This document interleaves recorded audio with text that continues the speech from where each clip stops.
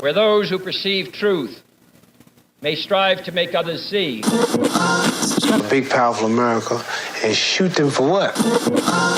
On that continent, we are trying to forge a new identity for which we need each other. With the last words on my lips, that I am a revolutionary. And you're going to have to keep on saying that. James Lee, as I think he's a journalist or some type of independent news source of news and information, we'll say, but he's no longer contributing to Breaking Points. Okay, and a segment of the internet proposes that this is because of his stance against Israel, and another segment of the internet proposes that he is no longer contributing because he interviewed a Nazi with little or no pushback. And disclaimer, I'm not a fan of James Lee, and I'm still holding, I'm not going to say I'm not a fan, I'm not a listener of James Lee, and I'm not necessarily, I'm still holding judgment, I'll say, on the Breaking Points as a source of information.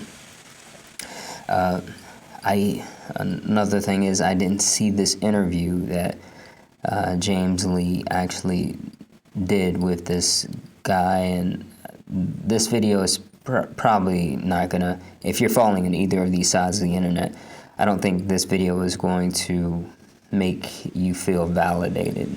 And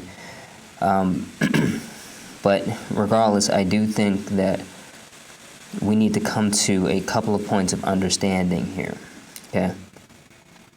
And one is Israel is doing its best to create a unique niche in this world of quote-unquote cancel culture, okay? Now, whether James Lee did a terrible job or not, I think Breaking Points needs to understand that the legitimacy of this particular outlet is on the line. I would say that they should address this if they want to establish themselves as a unique and separate entity from mainstream media. Now, I think everybody knows and they understand that society is sick. So when we cast people away without addressing them, this can lead to very serious backlash. Okay, and which this brings me to my second point. A broken clock is right 2 times a day. Okay, there are going to be figures who are legitimately anti-Semitic, who are able to gain relevancy in a time where the crimes of Israel are in the spotlight. Okay?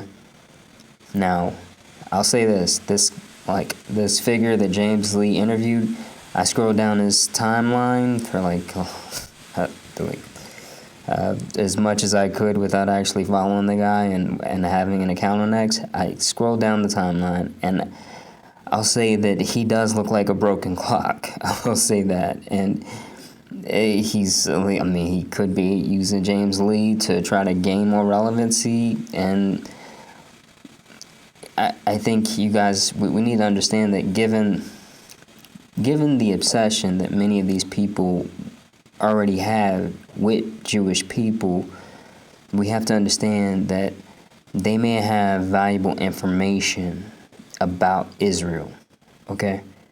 We're going to have to really, as people, as a populace, we have to really become experts at extracting what is useful and discarding the rest, okay? Many of these people are able to use their knowledge that, could be, honestly, they could be on the frontiers of some of the knowledge in terms of actually dispensing some of the knowledge about certain things. And they're going to use that to gain relevancy, okay?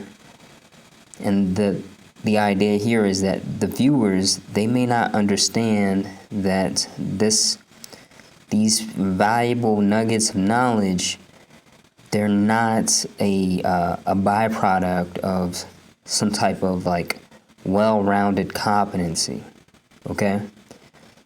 They're simply due to just blatant determination of these people to find information that validates their worldview and in many cases just maintain their platform with their particular audience, okay?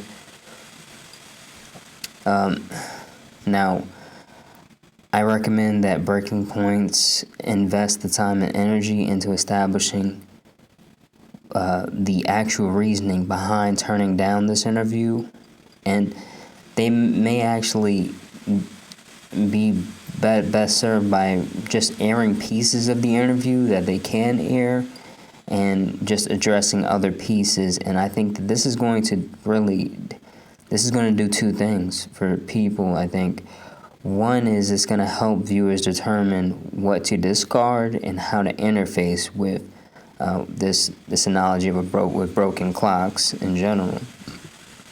And two, I think it's going to help people understand how they can avoid legal problems when they want to address the crimes of Israel. Okay?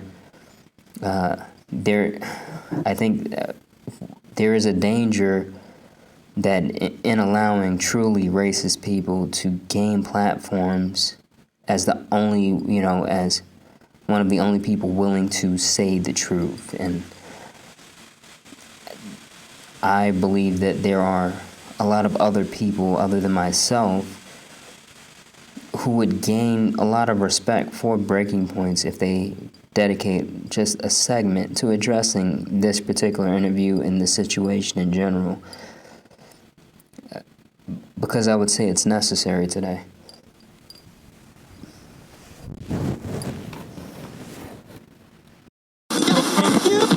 Where those who perceive truth may strive to make others see. A big, powerful America, and shoot them for what?